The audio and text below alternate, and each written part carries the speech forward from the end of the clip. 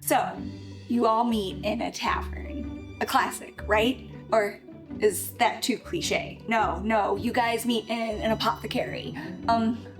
What's the shopkeep's name? Pigeonette Coucherton? Yes, Pigeonette Coucherton, the third. Whew. Is it hot in here? Or did somebody open up a portal to the 9 hells? I'll be right back. Whether you've thought about trying to DM before, but the idea of something like this happening hits a little bit too close to home, or whether you've DM'd once or twice but experienced crippling anxiety each time, I've got great news. What's stopping you probably isn't a lack of ability, it's a lack of confidence. It's DM stage fright. But luckily I have a bunch of tips to help you overcome it. That way you can get out there and start running awesome games for your friends. So what are some signs that you might have DM stage fright? DM stage fright isn't just about being nervous in front of people. There's a lot of moving parts that DMs have to keep track of, so it's not surprising that it might make somebody's palms sweat. But you might have DM stage fright if the idea of messing up, forgetting certain rules, or fixating on the idea that you're not creative enough or talented enough is stopping you from running a game of D&D. And first things first, it's totally normal to be nervous. Doubly so if it's your first time ever running a TTRPG. I was so nervous for my first session that I almost puked before everybody came over. And honestly, sometimes I still get the jitters before I run a new system or if I'm running a big set-piece session for my campaign. But the important thing to remember is that being nervous is just a feeling. It's not a reflection on whether or not you're qualified to be a DM. Because the more games you run, the more natural everything starts to feel. That feeling of fear passes and the enjoyment of being with your friends at the table will come to take its place. But if you're thinking, yeah, Stephanie, right, I'll just wait for it to pass, I'll just get over it. Don't worry, I have some practical tips for you as well. I can't DM. I don't know how to do any voices. Cool, you don't need to. I think some people see fun and talented people who are really great at bringing NPCs to life and assume that that's what DMing is all about. But I can promise you that being good at voice acting or even just regular acting will improve your game by like 10% tops. And I can personally vouch for this because me and my players, we have a blast. And guess what? I suck at voices. So you can definitely ditch them completely, worry number 1, solved, but consider maybe still trying them though. So like I said, I'm definitely no voice actor. One of the things I do really pride myself on though is giving things a shot. And even if your attempt at a British accent somehow evolves into some weird Australian, US Southern hybrid type of thing, you can use it to make your players more comfortable at the table. Because players get nervous and anxious about their abilities too. So when you make it obvious that you're willing to let go a little bit and you're not worried about coming off as goofy or silly, you make it a safer place for your players to try to do it too. But say you're like me and without professional help, you're probably not going to improve. There are still really great ways to incorporate acting into your roleplay without ever doing a silly voice or an accent. One of the things that really started to help me differentiate my NPCs between each other was Justin Alexander's NPC templates. So for each NPC I know I'm going to be playing, I can write down 2 to 3 things that'll help differentiate them from the other NPCs in similar scenes. If I'm playing a frantic little field mouse and my player is going to be using speak with animals, I might talk a lot quicker and hold my body in a more cautious position while I talk to them. Or if I'm playing an NPC that's kind of suspicious about the players, about what they're up to, I might add a before they respond to things, and narrow my eyes a little bit whenever I think that the players are trying to pull one over on me. Stuff like that. So think of any attempts at doing voices or acting as attempts to convey information about the NPC to your players. Reframing it this way will help take a lot of the pressure off of voice acting for new DMs.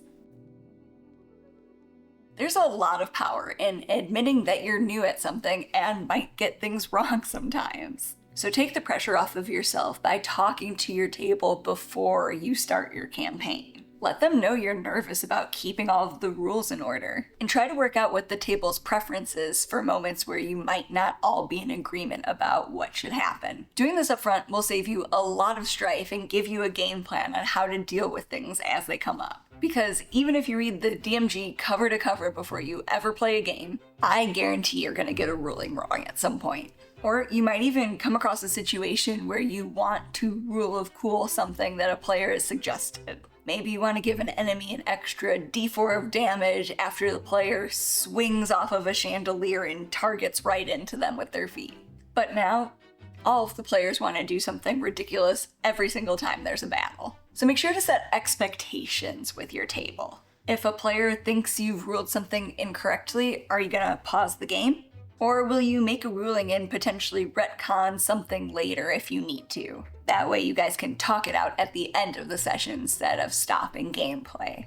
Having both parties agree early on how to handle things when they pop up makes it a lot less tense when those moments do inevitably happen.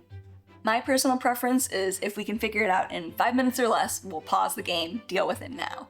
Otherwise, we'll look it up later, retcon something if it was a really big deal. And anytime I rule of cool something, I almost always say something like, yeah, that's really neat. I'll let it work this way this time, but it might not happen again in the future. Or, yeah, I think we can have blank work like that, but there might be some unforeseen issues that I don't understand yet. Will you be okay with it if we have to nerf this in the future? Being upfront about the fact that you can't necessarily foresee the ripple effect a ruling might have, or that you don't necessarily understand why letting them do something a certain way might be a bad idea, really goes a long way to helping players feel like you're not just saying no to be a jerk to them.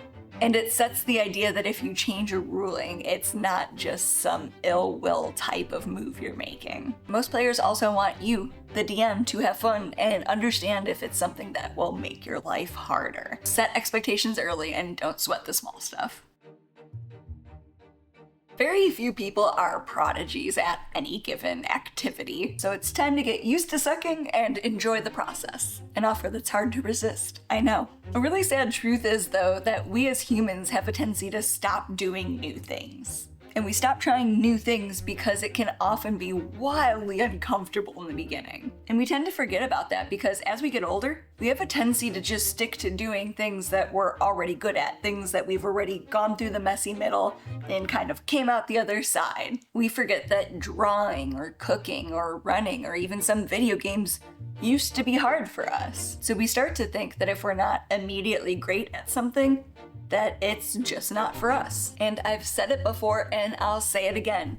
Embrace the suck. You can't ever make progress on something if you're so paralyzed by anxiety that you don't ever start it. When you do this, you're only hurting yourself. Because who knows? If you give yourself a real chance, you might end up being great at it. And so one of the things I really recommend doing is picking one thing after each session that you'd like to work on. I say one because in the beginning you'll probably see like 20 things you can improve. But pick one and try to pick things that have a drastic effect on gameplay. Because like I said earlier, something like the ability to do voice acting might make a game 10% more enjoyable for your players. And so, if voices are that important to you, yeah, sure, watch some YouTube videos, take a voice acting class. But the things that make a game 30 to 50% more enjoyable are things like the ability to weave players' backstories into gameplay. So I really think you should focus your energy on those big ticket items. And the thing I struggled a lot with initially was pacing. I could tell when I was pushing through a scene too quickly or when things were starting to kind of drag, but it probably took me a handful of sessions to learn how, as a DM, how I could do something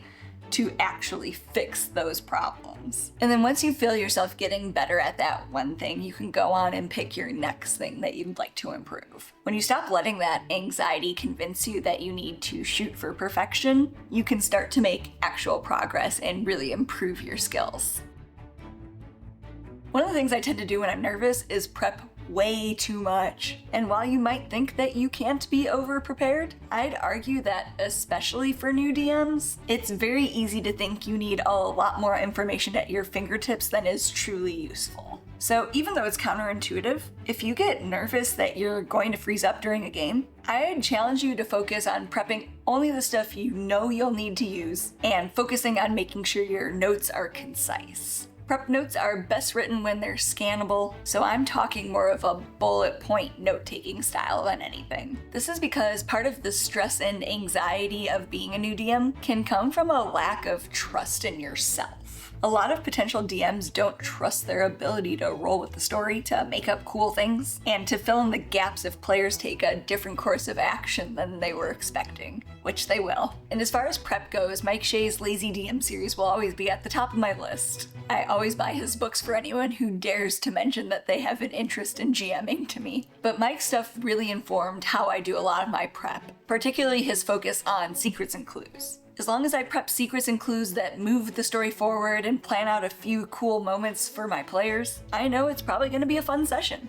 And this is one where you'll need to experiment and kind of find out what the right amount of prep looks like for you. For me, in terms of prep time, I know that I need notes on NPCs' behaviors and goals, so I keep a little Notion database set up for each of my campaigns. And I also keep a list of potential off-the-cuff names for NPCs I didn't expect to be there, like shopkeepers or tavern owners that players might want to investigate, because Pigeonette Coucherton is definitely the type of name that I'd come up with on the fly. But when I'm prepping, I'm not writing paragraphs about a location or prepping lines of NPC dialogue. If I can't just glance at something and get the information that I need, I know that's actually gonna cause me to start to stumble. So trust yourself to be able to come up with ideas on the fly. One of the surefire ways to prove yourself wrong and show that you can in fact do it is to just start. Work on developing the skill as you go. But that brings me to my next point.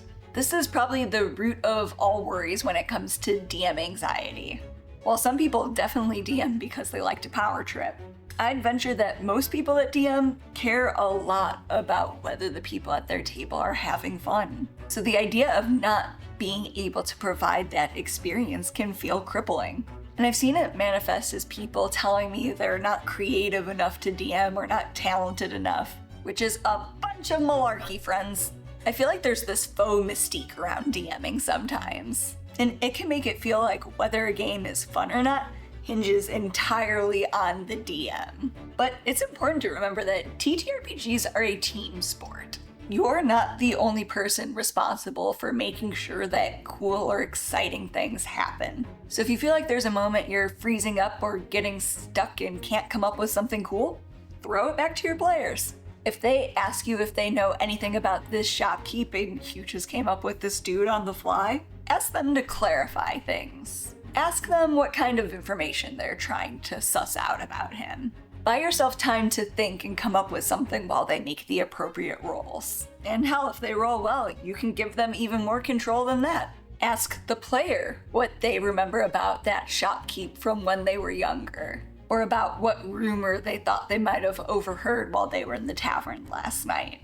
Not only does this take some of the pressure off of yourself, it's also a really fun and collaborative way to play. So remember, even though you have a special role in the game, you're not the only one responsible for contributing cool ideas. So if you found these tips helpful, make sure to hit that like button and subscribe for more DM tips. And if you're a more seasoned DM, make sure to leave a comment with a story about a time you've had some major DM anxiety, or with tips that helped you get more comfortable with running games. As always, I'd love to hear them. And if you haven't already, make sure to check out these videos next.